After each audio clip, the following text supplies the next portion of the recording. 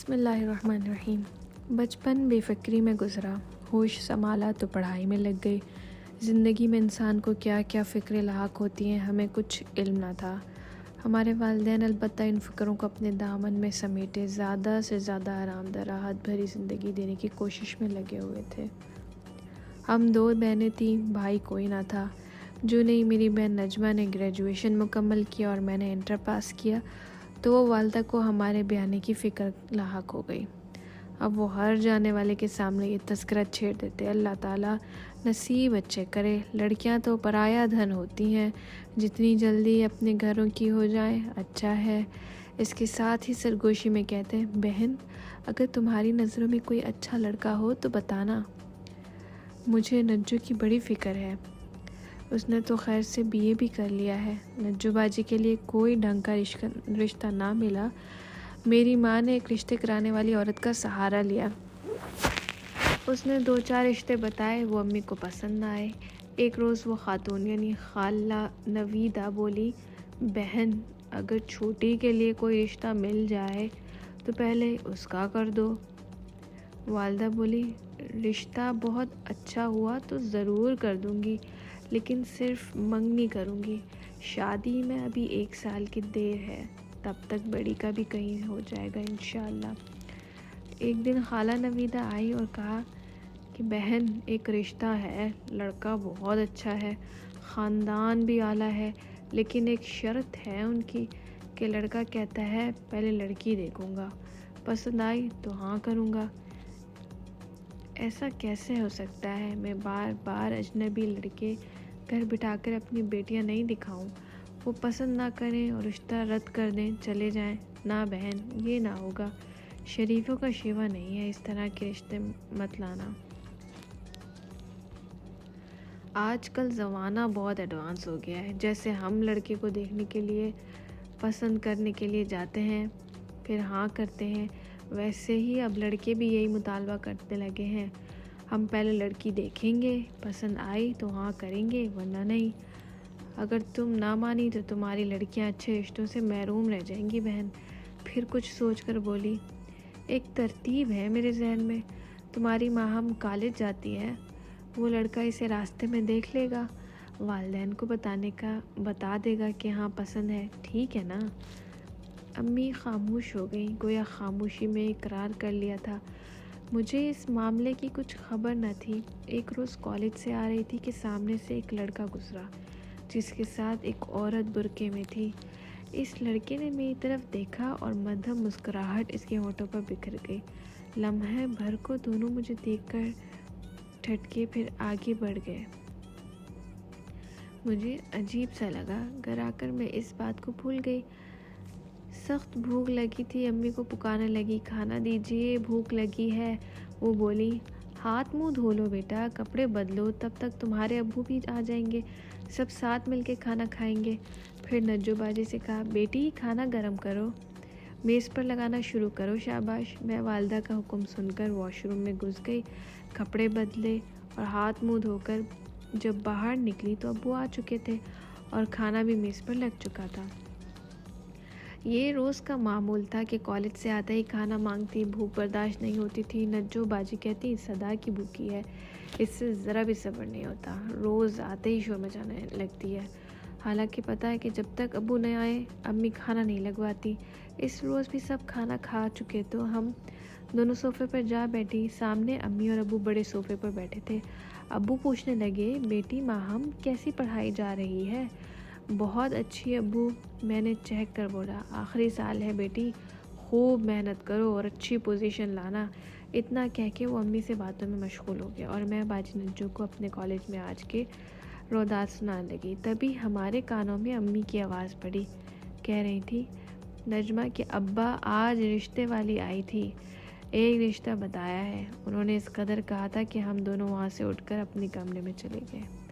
नज्जू कहने लगी, अल्लाह जाने अम्मी को क्या हो गया है, हर वक्त यही मौजू उनकी ज़बान पर रहता है, शायद कि हम सब उनका जी भर गया है। मैंने कहा, बाजी हर माँ बाप को ये फ़िक्र लाहक रहती है जब लड़कियां बड़ी हो जाती हैं, क्योंकि अच्छे रिश्ते मुश्किल से मिलते हैं, और क्यों ना फ़िक्र करें, वो रिश्ते की तलाश आसान काम तो नहीं है ना। दूसरे रोज़ जब मैं कॉलेज से घर लौट रही थी, कल वाली जगह पर वही नौजवान नज़र आया। मुझे देखकर धीमी मुस्कुराहट उसके लबों में फैल गई। कल तक मैंने नोटिस ना लिया था, लेकिन आज उसका यूं आना मुझे जहर लगा। जी चाहा उसका मुंह तोड़ दूं। भला मेरे चेहरे पे कोई लतीफ़ा दर्ज था जो ये मुस्कुराने लगता है? क्या करती, मगर शरीफ लड़कियों की मानद खामोशी से सर झुकाकर गुजर गई। अब ऐसा रोज़ होने लगा। वो हर रोज़ वापसी पर रास्ते में नज़र आता, मेरी तरफ देखकर मुस्कुराता और आगे बढ़ जाता। मैं गुस्से से खौलती रह जाती। कभी जी चाहता कि एक बार रोक कर उसे पूछूं, क्या मेरे चेहरे पर कार्टून बना हुआ है जो मुझे देख कर ही मुस्कुराते हो? फिर सोचती, क्या पता इसका चेहरा ही ऐसा है, मुस्कुराने की बीमारी हो।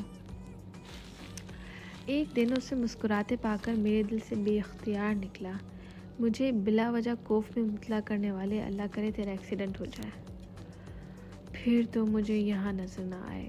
अभी ये बदुआ मेरे लबों तक आई ही थी कि पीछे से एक कार ने उसे टक्कर मार दी और वो सड़क पर गिर पड़ा। लोग उसके इर्द गिर्द इकट्ठे हो गए और मेरे वहाँ ठहर ना सके। मुझे नहीं मालूम उसके साथ क्या हुआ, कितनी चोट लगी, मर गया या जिंदा था। बस इस कदर की आवाज़ सुनाई दी थी, जल्द अस्पताल ले चलो, खून ज़्यादा बह गया। उफ, क्या खौफनाक लम्हा था कि मैं भागती हुई घर पहुंची, जैसे मैंने इसे गाड़ी की टक्कर मार कर गिरा दिया हो। या अल्लाह, ये क्या हो गया? मैंने तो वैसे ही गुस्से में ऐसे जुमला कहा था। मेरा मकसद ये तो ना था कि वाकई इसका एक्सीडेंट हो जाए, लेकिन कहते हैं कि कभी कभी लबों से निकली बात पूरी हो जाती है, इसलिए सोच समझ कर बोलना चाहिए। घर आकर सीधी कमरे में बिस्तर पर डह गई। नज्जू बाजी ने कहा, क्या हुआ गुड़िया, खैर तो है? रोज़ आते ही पूछती हो क्या पका है, भूख लगी है, आज नहीं पूछा? तबीयत तो ठीक है? मैंने कहा, कुछ नहीं बच्चू, बस ऐसे ही थक गई हूँ। आज खाना भी ठीक से ना खाया गया, तमाम दिन बेचैन और उदास रही। शाम तक बाहर ना निकली तो अब्बू मेरे कमरे में आ गए, पूछने लगे, बेटी क्या बात है, सो रही हो क्या? मैंने आंखें बंद रखी। वो यही समझते रहे कि मैं सो रही हूँ। वापस चले गए। आज किसी से बात करने को जी नहीं चाह रहा था, जैसे कोई कीमती शय गुम गई हो। अगले दिन कॉलेज गई, तमाम वक्त बुझी बुझी सी रही। वापसी पर वो नज़र न आया। कलेजा मुंह को आने लगा। न जाने किसका लख्त जिगर था, क्या खबर जिंदा भी है क्या? आगे सोच ना पाई। जी घबराने लगा। अब रोज़ ही उसका इंतज़ार रहता, लेकिन वो नज़र न आता। जाहिर है इतना शदीद हादसा था, पता नहीं उस पर क्या बीती। अब आते ही शोर मचाने वाली भूख लगी है, जल्दी खाना दो का नारा लगाए वाली महम मुर्दा सी आकर अपने कमरे में लेट जाती। नज्जू कहती, अरे क्या हुआ है तुझे, किस डॉक्टर को दिखाना पड़ेगा? जिगर ख़राब हो गया है तेरा या गुर्दे फेल हो रहे हैं जो तुझे सारा दिन कॉलेज में भूखे रहने के बावजूद भूख नहीं लगती?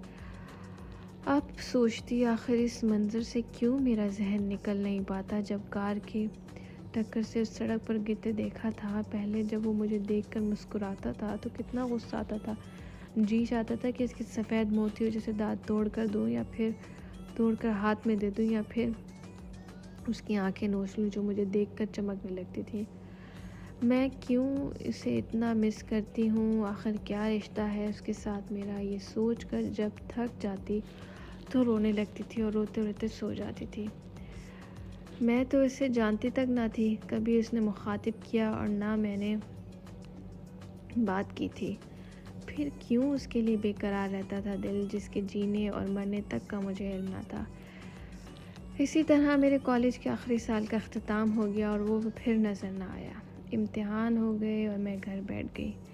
इन्हीं दिनों नज्जू बाजी के लिए एक अच्छा रिश्ता आ गया जो मेरे वालिदैन ने मंजूर कर लिया। इनकी शादी हो गई और वो अपने घर की हो गई। अब मेरी फ़िक्र बाकी रह गई। एक रोज़ खाला नवीदा आई, अम्मी से बातें करने लगी। अक्सर ऐसा होता है कि वो आती और अम्मी से बातें शुरू कर देती तो मैं इधर उधर हो जाती। दरअसल मैं उनकी बातें सुनना ही नहीं चाहती थी। अब मुझे शादी ब्याह और रिश्तों की बातों से कोई दिलचस्पी नहीं रही थी, बल्कि उलझन होती थी। आज न जाने क्यों मैं करीब रही और उनकी बातों में मेरे कानों में पड़ने लगी। खाला नवीदा कह रही थी, बहन मैं उस लड़के को साथ ले गई थी उस रास्ते पर जहाँ से तुम्हारी माम गुजरा करती थी। लड़के ने एक नज़र देखकर तुम्हारी बेटी को पसंद कर लिया था, लेकिन बदकिस्मती से जिस रोज़ उसकी वालदा और बहन माहम का रिश्ता देखने तुम्हारे पास आ रही थी, उसी दिन एक दिन पहले गुल का एक्सीडेंट हो गया। वो 6 माह तक अस्पताल में पड़ा रहा, रफ्ता रफ्ता बेहतर हुआ और अब माशाल्लाह बिल्कुल ठीक हो गया है। गुल की वालिदा का कहना है कि मेरे बेटे को लड़की पसंद है, वो आपके घर रिश्ते के लिए आना चाहते हैं। बहन क्या कहते हैं? लड़के में हादसे की वजह से कोई जिस्मानी ऐब तो नहीं हो गया? हरगिज़ नहीं। अरे तुम खुद देख लेना, चौधरी के चांद से बढ़कर खूबसूरत है। जब मैंने सुना तो दिल ने कहा हो ना हो ये वही नौजवान है जो मुझे देखने चंद दिन मुसलसल वहाँ आता रहा और मुझे देखकर मुस्कुराहट उसके होठों पर खुल जाती थी। गुल उसके घर वाले रिश्ता लेने हमारे घर आए। मैंने झरोखे से देखा, जब खिल उठी मैं बहुत खुश थी। ये वही था मुझे देखकर मुस्कुराने वाला, जिसके मुस्कुराते देखकर हमारा खून खौल जाता था और गुस्से में बद्दुआ लबों से निकल गई थी।